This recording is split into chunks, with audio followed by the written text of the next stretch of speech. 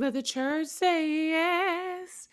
Congregants, I feel we have to go back into intercessory circle because we did not pray strong enough for better contestants for this season. And that's on us. I apologize. I feel like we need to link hands more often and just stand in a circle at this point because there's no way this is the best that y'all could do. Y'all, let's talk about episode 3 of Ready to Love, Dallas/Fort Worth.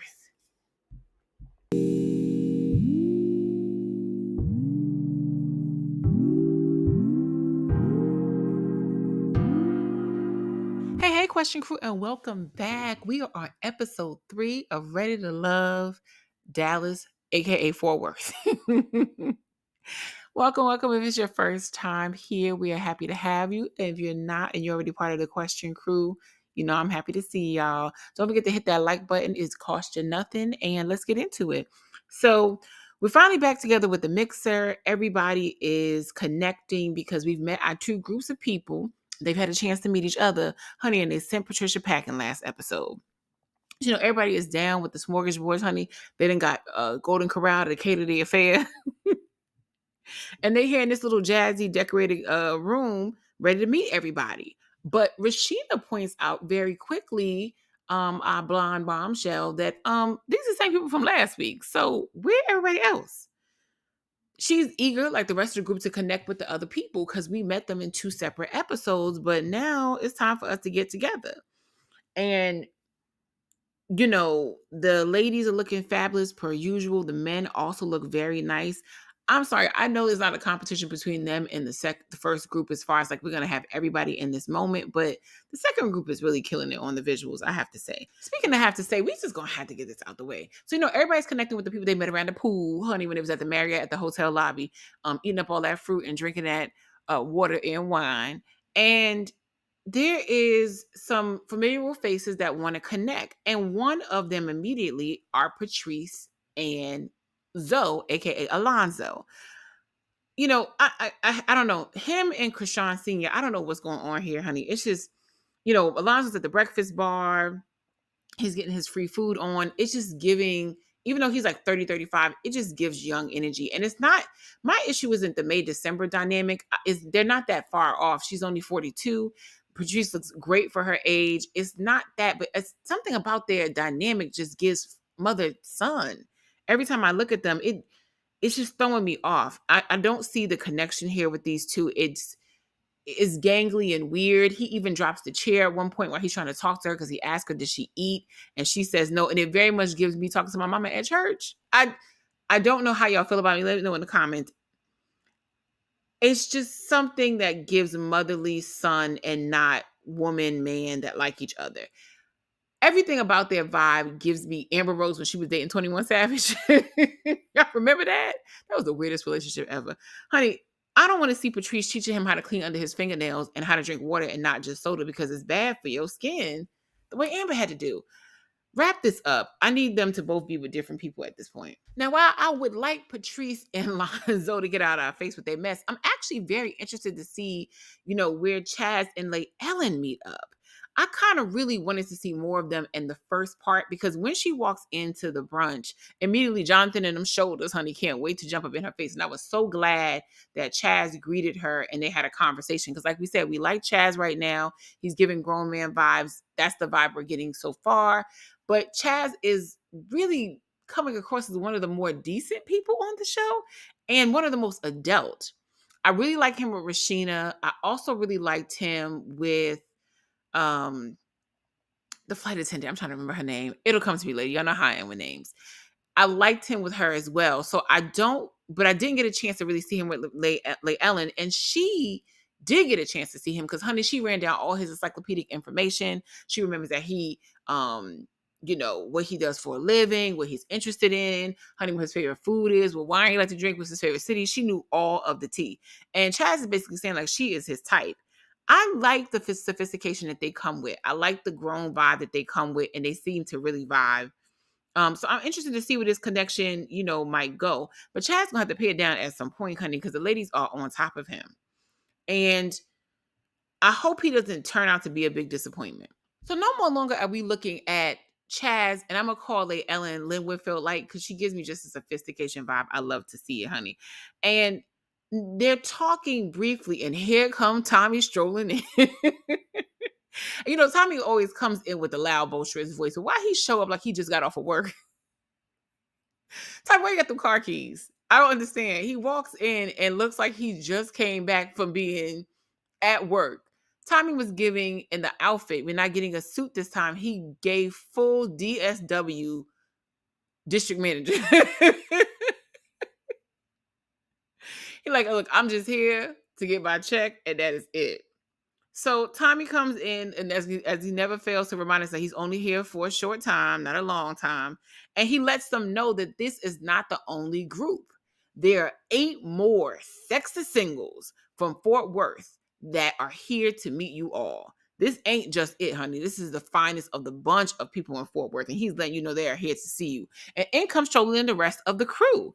Everybody seems excited to see each other because the people inside the restaurant have been waiting to see these other folks. It's just very much been something where, hey, I want to see the other side of this. In comes Charlie and the other people having a seat. And let me just say something. The reception, it was questionable. So everybody walks in and they start to greet each other, honey. And we're already disgusted by the fact that Lamar gets up and he is enthralled by Mika. And she hugs him, but in the most disgusted way possible. It just was slimy and weird that he was so excited to see, like, it gave uncomfortable uncle at the cookout. And she seems resistant, but also just really nice. So I don't know. But the men are excited to see a new batch of women, and the women are excited to see a new batch of men. Chaz lets us know right away that he is feeling Alexis and her curly hair. Alexis is getting a couple of pieces of energy from different men in the room that are excited to see her having entered with her curly hair and all. And some of the women are liking what they're seeing from some of the men who have entered. And again, we'll see what happens. Tommy says, look, y'all need to sit down. Y'all will mingle later. I ain't gotta be here. I'm not trying to be here all day. He says, look, y'all are the final 17 that have made it so far. So out of everybody that came from the first 2 mixes, this is it. This is the group. And it is the men's night to eliminate somebody. So ladies, you got to work your thing. So per Tommy's instructions, the group starts to mingle, honey. And everybody's connecting with Lay. Well, first of all, it's Lay Lynn, honey. I've been calling Lay Lynn, Lay Ellen for the longest time. I apologize, y'all. I will try not to make that mistake in the future. And one of the first people to really get bubbling in the room is Mika. And she's mingling, honey. At this point, this is our 3rd mixer. I can't front. This is partially boring to begin with until that very end. Because this whole mixer situation is dragging out. We have been at 3 brunches at this point. We are tired. But this one really had food and fruit. And lo and behold, here come Lamont slithering across the room, honey, in the most cringeworthy way possible. And already he's talking with the different women. Mika links up with a couple of guys to just have a little quick chat. She's talking with Chaz, and she's telling him she's not a party girl. She has 2 sons. She's into doing, different things at this point in her life. She links up with Lamar, honey. And we find out right away that her and Lamar are not a match. And neither are him and April, at least in that initial conversation. She talks to Lamar specifically, Mika, about the fact that she has 2 boys, and she asks Lamar if he has any kids. He says no. She said, do you want some? He says, yes, of course. And she says, he asked her, well, do you want any more kids? And she says, absolutely not. He says, well, good to meet you. I have to say, although Lamar irritates me and is the most annoying and literally my least favorite so far in the show, I appreciate that he was like, hey, look, I want kids. You don't want kids. Let's eliminate the situation right now. But he's also still on his cringe vibe as he greets April over by the eggs, says hi to her. He gives her like a side church hug and then tries to attempt a smooch. And April was not feeling that. And he's like, oh, no. I'm not trying to do anything. She said, yes, you were going in for a kiss. And it wasn't happening, sir. Don't be weird. Over on the other side of the room, in a less weird situation, we got Miss Black Betty Boop, aka our girl Maya, and she has stated that when she first walked into the scene, Jonathan really was the guy that she had the strongest connection with. But she's here at this party now. She's connecting with more of the men, and she wants to see if she has any other strong connections. So she ends up linking in with Will 1.0, Will the comic, aka Will the reservist. And Will really likes her. He says that she caught his eye right away, and that's why he sat down. They then get to this little personal conversation where Will lets her know that he is actually, in fact, adopted, and he has one biological grandmother that's still alive. And, she's always pushing for him to meet somebody. He has 3 boys, as we talked about before. Remember, him and April had that discussion when they were at the mixer, and says that, because he grew up as an adopted kid, his boys were really the first family that he felt like he had, for real, for real. They were his first blood relatives that he knew, because he doesn't know his biological parents or anything like that. I don't know if he knows any siblings as well. It was a very sweet story. It was something that really touched Maya. Um, but I don't know if he really told her that much about the fact that I think he got three baby mamas. So I don't know how sweet that be once they get further into the conversation. Sitting not that far for them is Will 1.0, aka the court jester jackass. And he is sitting with Vanessa, our flight attendant from last episode. And I'm just wondering, why is she not getting up going to get eggs? Because when they were in the last episode at that hotel room and she didn't like the conversation, she started looking for the bartender. And I'm thinking there's nothing that Will 1.0 has to offer. As we have stated before, he has nothing of substance going on. And all he can do is make a joke about the fact that she's in a purple dress and it reminds him of Barney. And unknowingly, she calls him handsome, not knowing he said that to us in the camera. Why do they have Corey 2.0 from DC on this show? This man is a waste of our time, and he's completely unserious. So then we head over to the table of Jonathan, April, and Mika. And I have to say, I was completely disgusted by this conversation. I don't know what the hell was going on. And as much as I don't really care for Jonathan, I feel like there's just something there under the surface that we're not seeing. And it's troubling me. And I feel like it's going to come out later on. But honestly, he did not deserve this conversation. Nobody does. So he's sitting at the table with Mika, and she's proceeding to ask him questions about his child's mother and his child, and specifically the relationship he has with his baby mama. The conversation was all the way ghetto. April, why were you there to facilitate the BS? And why is this a conversation that is okay? The baby mama conversation, especially the track in which she was going down, trying to find out when's the last time he slept with this woman that had any connection with her, was wild as a first meet-up topic. It would have been completely inappropriate if he had reversed that and asked her those questions about her and her child's father. This was ridiculous. And watching April sit there to facilitate that conversation might have been the reason that she got her lick back, or no, rather, she didn't get her lick back, but she got her karma back when she sat with Lamar later.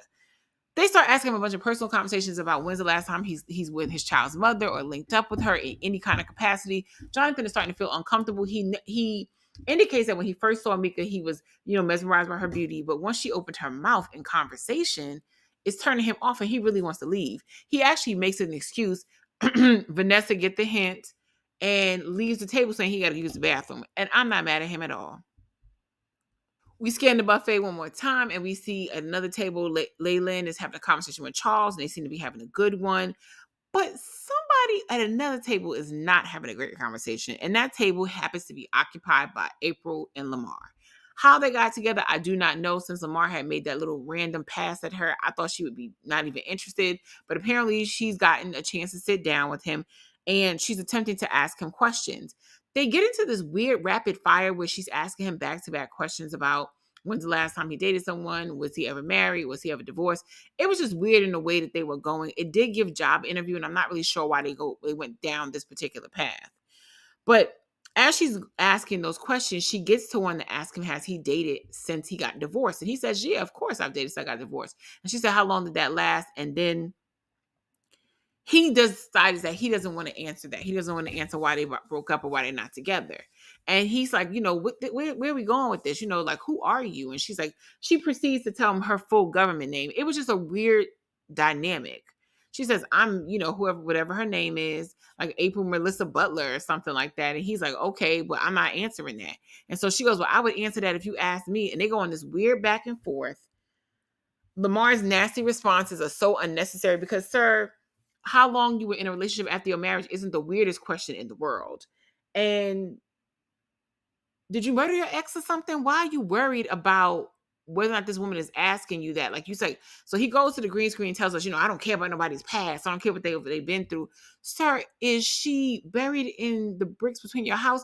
Why are you so afraid to say, like, oh, it just didn't work out? Why is it not a normal response? Like, oh, we just wanted different things, or we weren't ready, or I thought I was ready after marriage and I really wasn't. The way that you are trying to avoid this question gives some other weirdness that no woman should really be more interested in after this moment. And certainly not our girl, April. He continues to get a bit disrespectful in tone. April says, I'm done with this conversation. He said, well, I've been done with this conversation. She gets up to walk away. He goes, dismissed. It was given sassy to the third degree. April says, never dismissed. And he said, but you have been, though. And she walks away. And I have to say, I couldn't be happier for her. Child, so Zoe set up a date with Alexis, Jonathan, him, and Koshia.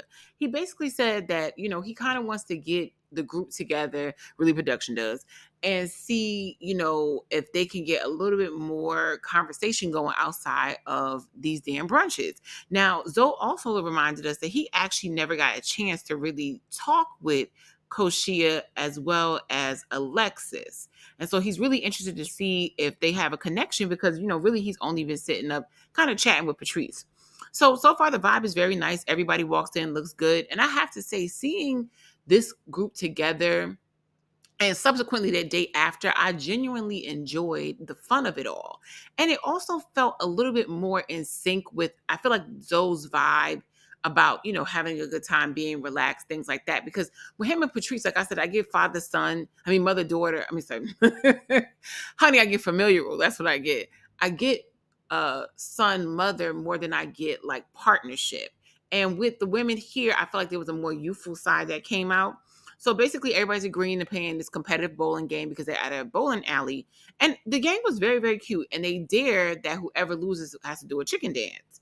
So, they have a good time bowling. Like I said, the date was perfect. Like it really captured how fun a date can be when you're letting loose, having a good time. The women are semi-competitive with it, with the men, and they have a great time. The women kill it and they win the bowling game.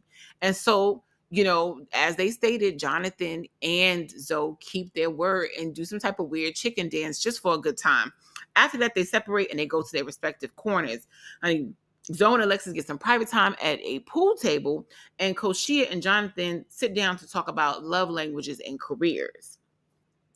And Koshia starts talking to Jonathan about his current job. As you know, he's an entrepreneur, I think, or business with his family, and they're like a recycling business. So she wants to know, I know you're a busy person. How much of that takes up your personal time? Like how much of it is consumed? He goes on to tell her 6 days a week. Sir, be specific. Do you work from Monday to Saturday? Is it a situation you have half days? If you're an entrepreneur in charge, what's your situation? Because of course she's trying to gear out, or really understand what is the time frame that you have to really commit to a relationship if you're in this like thriving enterprise. And he ends up asking her subsequently, like after they have a conversation about his job, what's your love language? And Koshia says, quality time. And so he says, okay, can you expand on that? Like, what exactly about quality time do you enjoy? Honey, when I say crickets, she could not explain what she meant by quality time. And Jonathan is sitting there more and more losing interest, as he tends to do with almost everybody, honey. And he's waiting for a quality answer. And I can't front. We were all sitting there like, ma'am, do you want to say something? So at this point, Jonathan said he has lost interest. Him and Koshia don't have anything in common, and proceeds to sort of connect with Alexis the opposite way. So Alexis and Zoe really talk about nothing deep really went down, but he does like her. They then switch spots. Jonathan talks with Koshia. Jonathan talks with Alexis, and Koshia talks with Zoe. And Jonathan's conversation with Alexis is a lot more engaging. They have conversation about what they're into. She tells him, what she likes, what her love language is, because he's asking that every 5 minutes. I don't even think you should be telling people that on a first date. There's so many reasons why it's a bad idea. And then Koshia talks to Zoe about, their connection, because I guess they spoke. They never spoke, but she's just trying to get an idea of who he is. And when I tell you, they talk about a pregnancy scare and how they communicate and the model in which they communicate. And he then proceeds to ask her, something inappropriate. And it's like, you can already tell that this is not going to go well. And why do we have to learn that Jonathan likes feet? On the other side of town, we at a paint studio learning nothing essentially that much deeper, but we are connecting with Will 2.0, Vanessa, Lamar, and Patrice. And they've all connected for a fluid art class. And Vanessa and Will are like connecting and vibing. And I honestly enjoyed them talking. As we know, Will has 3 kids. I believe Vanessa has 2. She was previously married. I don't think Will was, but they start to have this really good conversation and they bond on their children and being parents. Vanessa's beautiful. Will likes that. He loves her smile. You know, he likes a smile. And I just kept thinking that every time he kept bringing up that smile line to every woman. And, you know, I definitely think it was just something that's a genuine thing and not necessarily him just trying to run a line. But it just kept thinking every time he said that, I just kept thinking of Shanice. Anyway, um, he ends up talking and connecting with Vanessa, and they're having like great conversation. On the other side of the table, Lamar is still being slimy child, talking about rubbing paint on bodies and how the whole situation of them doing this fluid art uh, is not something that he's completely into. Like he wanted to touch more, he wanted to do more because essentially their hands and the way that they spread the paint across the canvas is their paintbrush. And Patrice is initially thrown off, but she's trying to hang on, but ultimately she's disgusted. She's not feeling what Lamar is saying at his mouth, but she's come to accept that Lamar is Lamar, honey. And she's just like, okay, like I don't really want to be touched with the paint. Like, I don't know where this is going. And you could just tell that she's not that into him, but he's definitely just more into her. Honey, Lamar is into anything walking on the show, to be honest with you, unless they ask him any questions about an ex. So Will and Vanessa is still having great conversation, and then Lamar comes and interrupts in the middle of their conversation, which was a solid conversation for Vanessa to then have an unneeded conversation with him. And it's essentially stupid. He's sitting down, they're standing up, and he's telling her that he thinks she needs to come out of her shell more because when they had a conversation at the pool the week before, or last week rather, he basically said, like, you know, are you kind of he kind of said, "Are you spontaneous?" But he was sort of asking the women sexual questions, and Vanessa really wasn't feeling that, so she basically said no. So he's like, I think you need to come out of your shell. Do you scream? Why don't you scream? It's like, why am I screaming indoors in this fluid art place so that you can feel like I'm spontaneous, sir? People who are like that, or maybe a little bit more into their shell, which I don't think she's completely timid. I think she's just not interested in him, and he's just not catching a hint. So he's trying to get her to scream, and Will 2.0 is feeling Krishan Sr. They're vibing on her smile. He thinks she's pretty cool. They both talk about like in diesel trucks and trying new things. He feels like he's getting a nice energy from Patrice, and he honestly is. She really does soften very well, I think, when sitting with the people that she likes and is into. And I'm interested to see if this is going to shake it up for her and Zoe because Will look like he kind of landed in with some of the ladies. Child, when I tell you, LeBron and Patrice's date was the ultimate make sure you eat something before you go out. The way that man was tearing up that catfish, it didn't make no sense. Sir, you could have not done this. FYI, you are on a first date or you are meeting somebody for the first time and having a connection. It is no reason for you to be starving. Grab something before you eat. Eat something before you come. If you are going to be in a situation where you think you're going to like something, or even if you're on a first date and you're enjoying some type of food, then go ahead and just order something to go and then scarf that down when you get home. Don't be on your date unfocused on the woman and you just chowing down. And that's all that was happening. LeBron was going through this catfish, honey, like he was never going to eat again, like he was going to prison. And I also realized in this moment, y'all let me know down in the comments if y'all noticed this. Patrice like him young. She do. I noticed that obviously she took a liking to Zoe, but when they had the mixer, she also easily linked up with another person who was like in his early 30s. And we know Patrice is 42, and LeBron is also one of the youngest guys on the show too. I think he's like 32, 31. So it's one of those things that I found that she definitely tends to go to that younger side of things, which I thought was really quite interesting with her. It says a lot. Anyway, as he's chomping down, they're having a conversation, and she's saying like she's almost into anything. Patrice got that pick me energy, so she doesn't really have a deep personality when she's talking to the men. She likes everything, she's into everything, she does everything, and that is definitely pick me energy. There are specifics. You just are in life. You have things that you love. You have things that you're not into. You have things you're not into. But people that have that blank slate, like, oh, I love anything. I can try anything. I can do anything. Okay, girl. You don't have any preferences at all. And so they have the conversation that again leads back to why I thought LaRon is another ridiculousness on the show. He's ultimately waiting for somebody to save him from the club. And that's not why you need to be here. And that's exactly why you wouldn't be ready for love. Sir, you should not be looking for your wife to be the thing that stops you from wanting to be out with the hoes. You should stop wanting to be out with the ladies because you are settled in your life and you're in a different place in your life. She shouldn't have to be the thing that drags you out the club. You should already have both feet out anyway and realize that your life is shifting and changing where you're not even into that lifestyle as often and you're looking for something more settled and real. And that's a reason that somebody would connect with you, not to drag you out from the very last party. But there's clearly not a connection here. He is paying attention more to that catfish and that hot sauce than anything that Patrice is saying. And they end there. Now, over on the north side, honey, we knew that April and Jonathan in this link up was a mess waiting to happen. Another lost cause, if you ask me. Honestly, where was this conversation going? Where were they in this situation? You know, April finally sits down with Jonathan and AKA Eddie Kane Jr. And they're having this conversation about nothing really. She wants to talk about where they left off in the conversation that they had at the table. And honestly, instead of apologizing, because to be honest with you, that conversation was wild about his baby mama and sleeping with her the last time, especially on a first meet. But she wants to continue that conversation because she feels like there's so many unanswered questions. I'm like, April, what is with this questionnaire? I know you're a pharmacist, but girl, get out of that mode. Because you know when you hit the pharmacy, they ask you, have you read the instructions? Do you have any questions? They start running down that list of questions for you before they give you your medication. I feel like that's just the mode that she's always in. Jonathan asked her how her day went. She said it was kind of tough. It was busy, but I'm making it. I'm doing okay. And she wants to continue the conversation. The baby mama questions again. And Jonathan essentially says, like, how do you know that the baby mama still wants to be with you? And he said, because she's told me in a lot of different subtle and not subtle ways. And I kind of pick up on that, but I'm not interested in going back into that situation. He says that, they didn't have the best communication. It was a little toxic. And I think he didn't always do everything he needed to do to make sure that the communication was positive on his end. April concurs with that. And I think for a moment that they're making a headway. They're getting through to someplace.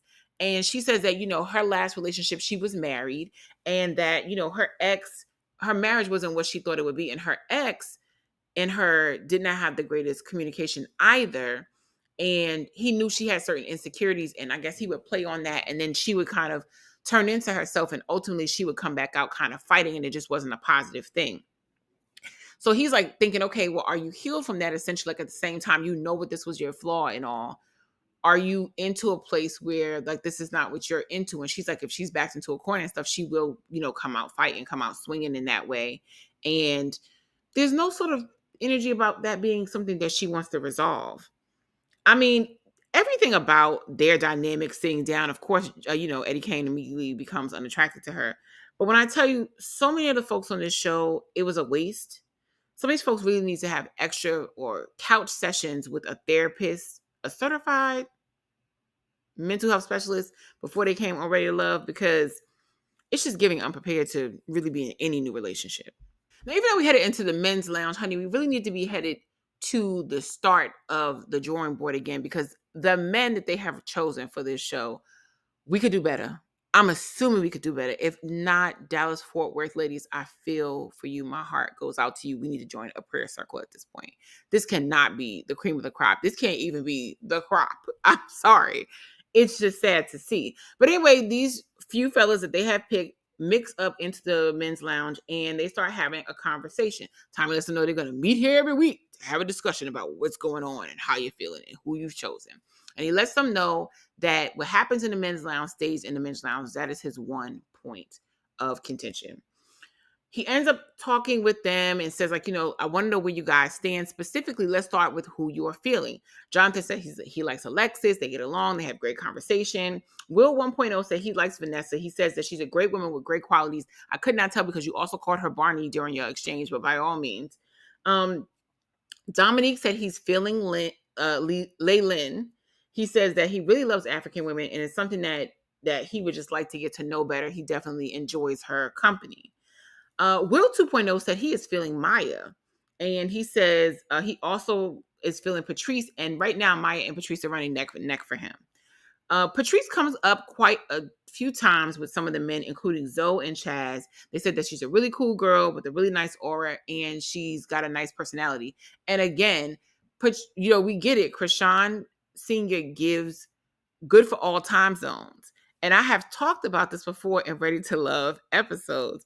And I was not wrong in about 2 or 3 Ready to Love seasons back when I said that the good for all time zones people be the people that you have to watch out for. That whole I have no preferences, I love everything, I like everything, I'm into everything people, it is a shadow game. And once you're now in the relationship with those people, that's when the true colors show and you realize like, oh, you're not exactly as cool as we thought, or there's this other layers to you that you're not letting nobody see, because you know that the ultimate game initially when you're dating people is just to come across like great all around. And I'm not saying she's not a good person. I'm not saying she's not a fun person.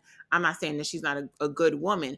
I'm saying that there's something being hidden to appeal to a larger group. It happens every single time because there's men that's in this group doing that too. Chaz says he feels like he and Patrice might have met in a former life, and he feels young and talking with her and the energy and everything that feels good. Lamar also says that he likes her and he feels like she's genuine. Lawrence also says that he and Cochet had a really good connection. I'm sorry, LeBron said that him and Cochet have really good connection. And when he was talking with her, he realizes that, they have a lot more in common. Once he got to know her more, he's really feeling her. He could see her being in his world. And he said that they don't really look good on paper, but she works. So somebody asked him to clarify, what do you mean? Y'all don't look good on paper. And he says, because when I came here, I wasn't anticipating dating someone who has children, but getting to know Cochet, getting to know Cochet, I really do feel like I could make it work with her, even though she has kids, because I'm really feeling her that much. So Tommy says, all right. Now tell me who you don't like. And so then we go to, I guess the universal overall overwhelming feeling. April's in the mix. So he asked Lamar first, who you not feeling? And Lamar goes, who's old girl with the striped shirt and the shorts, the doctor? All the men proceed to laugh, and several of them are shaking their heads. And he says, somebody says, April. And he says, yeah, I'm not feeling her or whatever.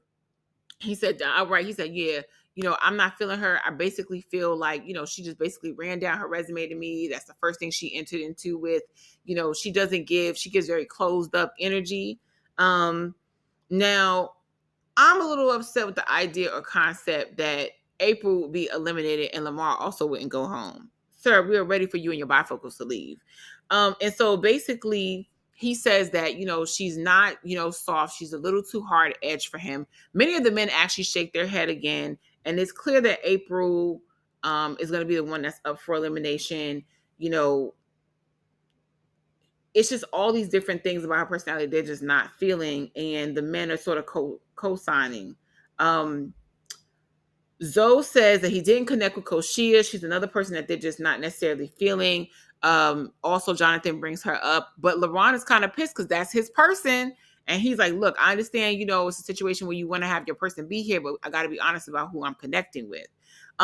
Somebody brings up Vanessa.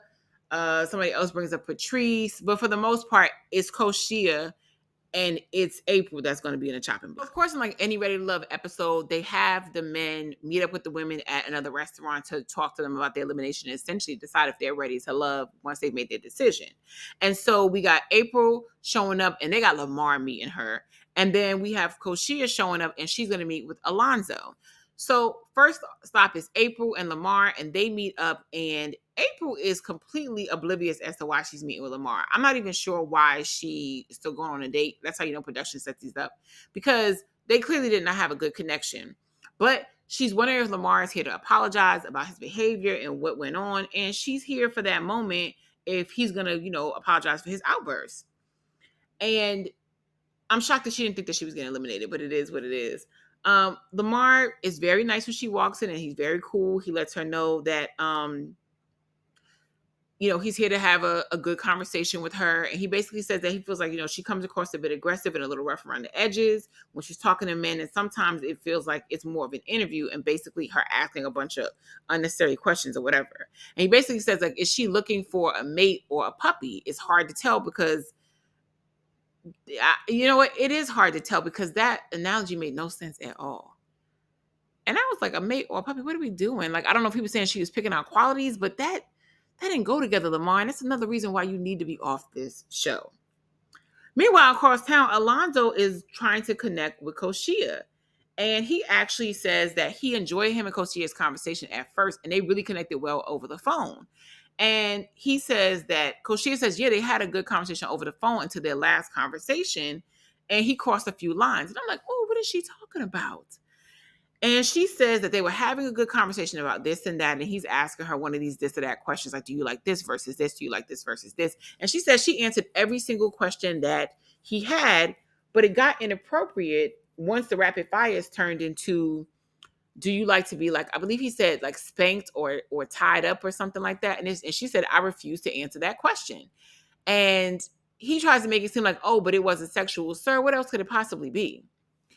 Fast forward, we're talking back with April and Lamar. And he asked her, like, how have you felt in the dating process? And April says, both mixers were very different for me.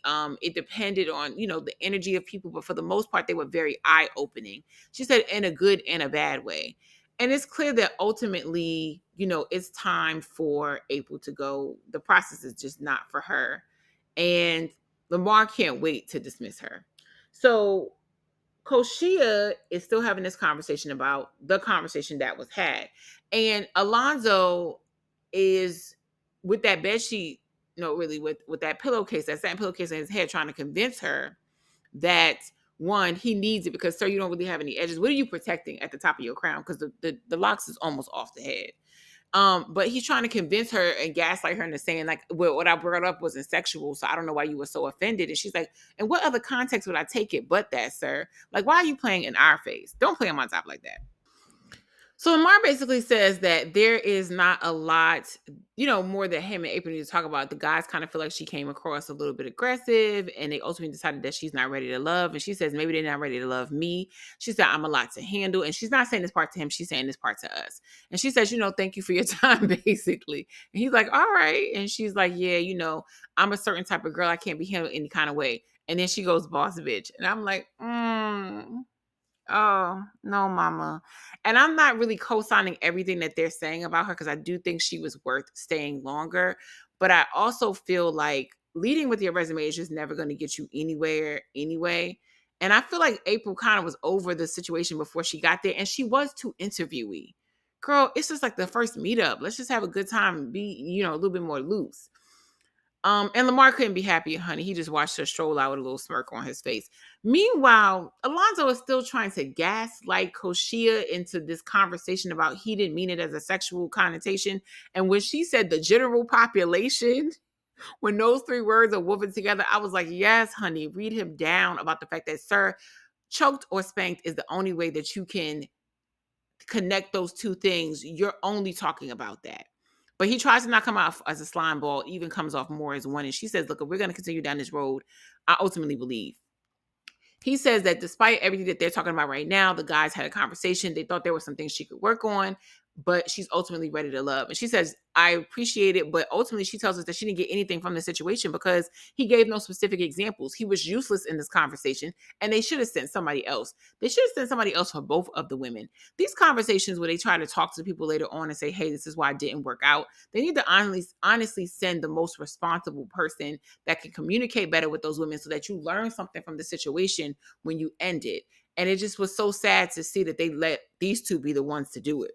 So he goes back to telling Koshia that, you are ready to love. And he said, despite that, I wish you would have come to me forwardly and let me know that you felt that some sort of way about what I said so I could explain myself. When I tell you Koshia did not want to hear the nonsense and got up and walked out and told production, take this mic off of me because I refuse to keep having this conversation with this child. And that was the end of the episode, y'all. Yeah, let me know what y'all think in the comments. I'm sorry, but I do not see it for anybody this season, to be honest with you. Possibly Chaz, but if not, this is the saddest, worst bunch that Ready to Love has ever had, especially in terms of the men.